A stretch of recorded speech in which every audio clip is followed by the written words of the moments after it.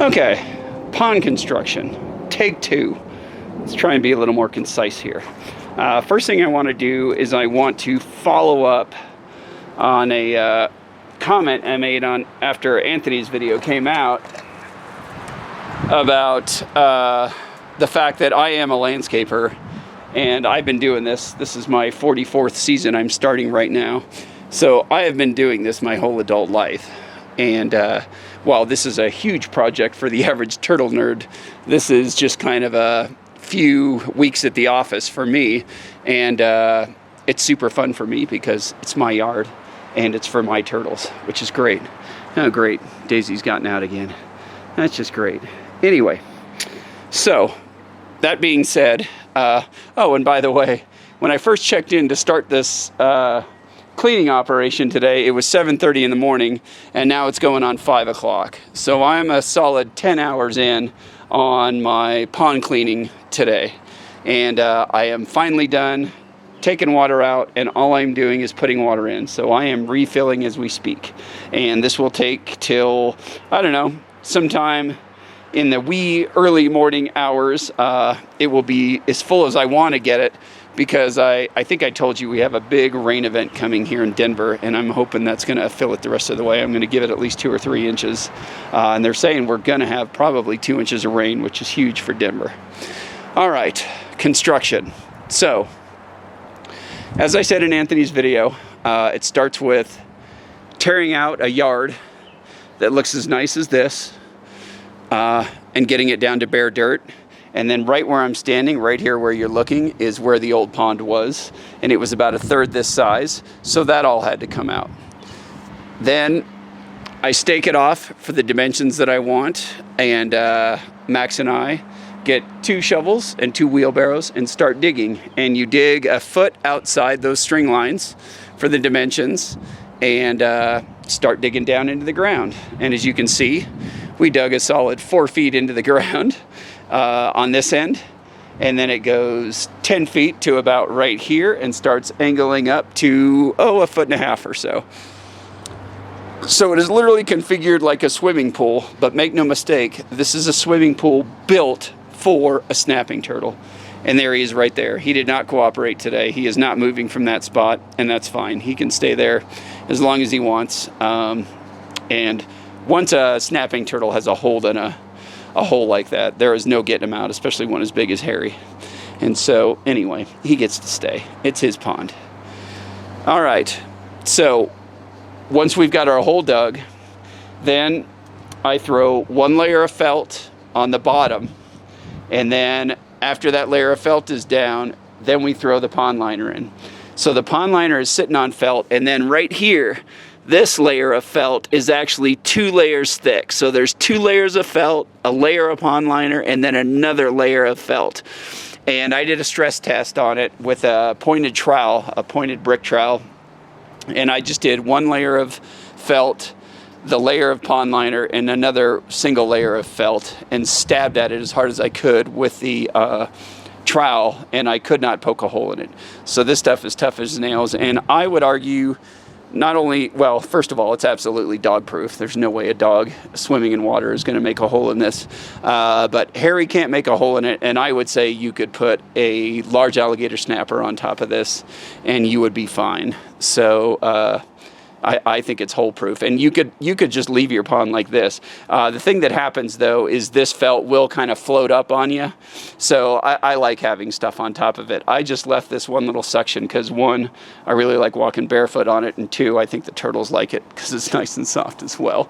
So anyway, that's just kind of an intentional thing. And as you can see, I've got it pulled pretty damn tight with the rocks, and so it doesn't float too much. And again, I think the turtles really like it. All right, so now we're lined, and now we got to start stacking rocks. So all of these big, bulky, rough-looking base row rocks that you can see here are all the old rocks from the old pond. And so it's mostly the bottom 3 or 4 rows over here in the deep end are all my old rocks. And so that's where the old pond was. Those are the rocks from that. And then on top of that, starting at this layer, it's pretty marked. Starting at this line right here, all these rocks going up the rest of the way are 4 inches thick, as you can see, and various heights. And you can see all the little shims and stuff like that I have in. And I do have a dry stack look because Anthony already said this in his videos, or I said it in the video, I can't remember which, but all these little nooks and crannies are crawdad habitat. And so all the crawdads, all those babies that you saw that we are trying to save, I don't know if those crawdads lived, but we're gonna put them back in the pond here, and hopefully some of them survived. And then we'll have a gazillion new baby crawdads, and that's where they go.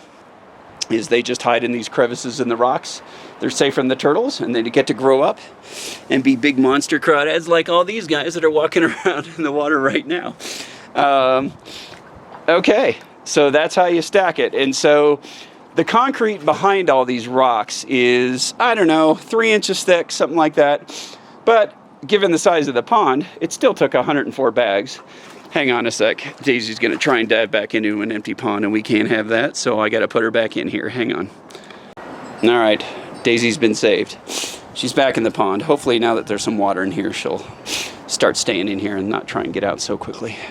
Okay, so the rocks are stacked. It's backed with concrete. So back to the comment section about me being a landscaper and this being my job, literally. So there is roughly 10 tons of stone to line this pond, and then it's backed by another 4 tons of concrete, and all of the rocks that comprise the waterfall here are about 1.5 tons. So what do we got? 15.5 tons of material. So that's a lot. This is quite an undertaking, but again, it's my yard. It's something I want to do, and so man hours are not an issue, as obviously. And anyway, the finished product is awesome.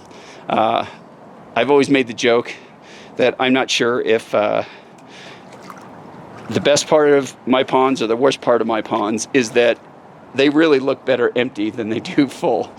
And so, but anyway, it's fun to clean the pond like this and realize just how big a project this was to put in, and how cool it is. Okay, so the wood. This underwater hollow log is my favorite. It is full of holes, and it's got room that even Daisy here can get through all these holes. The river cooters and painted turtles obviously can, and all of them use this log all the time, so it's great. The big hollow log here, Harry can get in here. It's so big. I don't know, the snappers use it, I think, more than anybody else. I'm not sure anybody else uses this too much. But definitely the snappers use it, especially in the winter. I think Harry goes in there. And then there's the giant baskers.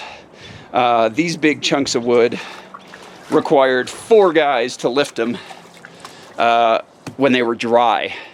And so anyway, I bet this thing weighs 800 or 1,000 pounds. I would bet money it does when it's wet like this, because it's about to sink, it looks like. And every now and then I'll kind of try and pull one side of it up onto the side of the pond into the yard and let it dry out, and then I'll do it with another side just to keep them floating, because I do like them as basking logs. This other one right here just kind of sits up here on top of the log, and Harry and Daisy really like getting under that. Daisy was under that this morning when I started cleaning the pond. So that one always stays there. And the whole point of having all the wood in the pond is that Daisy's trying to get out again. She's really wearing me out with this nonsense. Daisy, let's not do this. Let's not do this. How about you go down back into the pond? Do that. Okay. Anyway, fish-like structure and river cooters, especially in the wild. If Max and I are in the wild and we're in a river somewhere, if we're catching river cooters, we're catching them under logs or around logs or fallen branches or whatever. That is where they are. And so that's when I realized I needed to start putting a lot more wood in my pond. I used to have a lot less than this, but once I started realizing how much river cooters love them, and I'm guessing other turtles do the same thing, I started putting more wood in the pond.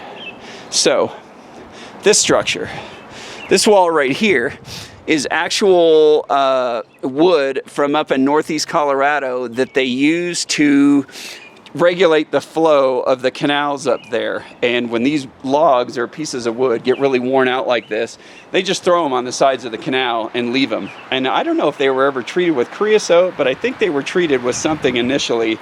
But the thing that I've learned about water pressure is when there's water pushing on something, any kind of cement or treatment in wood or whatever gets washed away over time. It just does. Water pressure just kind of always wins that battle. And so anyway, I picked these up and brought them home and built this log or this wall that holds up a good part of this. And then the way this log does not roll down into the deep end of the pond is under here. I've got some 4x6 wood that's also this stuff that was underwater in part of a canal regulating system.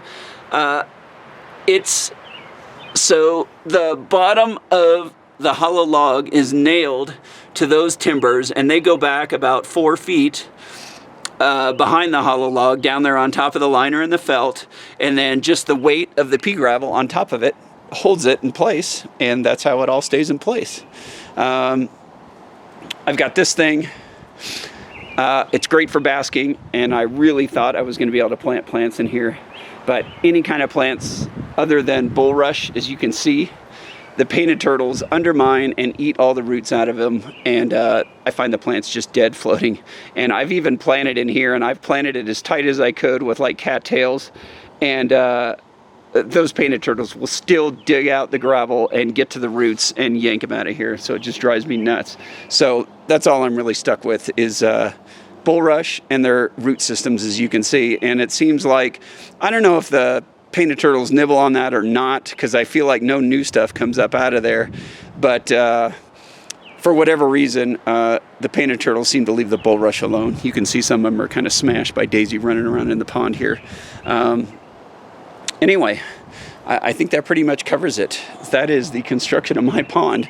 If you have questions, put it in the comments section when this comes out, and I will do my best to answer questions. Anyway, there you go. A clean pond, and 10 hours? No big deal. Just another day at the office.